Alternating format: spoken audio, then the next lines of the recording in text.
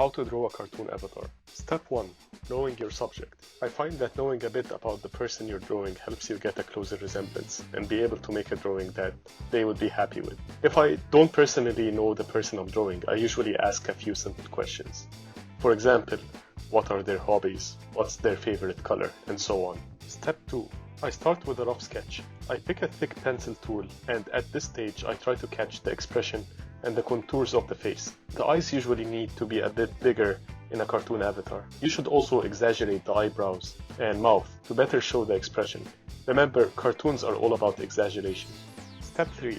I put the sketch layer on low opacity and start to ink on a separate layer.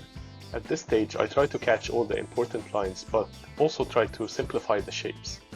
You will notice that the back of the head is a single straight line, while the opposing side is a bunch of curved lines. This contrast is always eye-catching and makes the drawing a lot more interesting. Step 4. Now I lay down the flat colors. Color theory is a bit complicated and not so easy to explain in a short video, but basically the choice of color combinations can make or break the drawing. It can make it dull or interesting.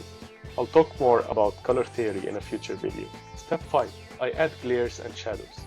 I use white for glares to give this cartoony style that I like. I use blocks of gray shadows on a layer set to linear burn. And of course I use black for hard shadows like under the ear and chin. Blocks of black against other colors also give a nice eye-catching contrast.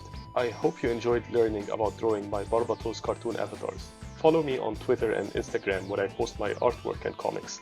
You can also support me on Patreon to get your own personalized cartoon avatar and more art rewards.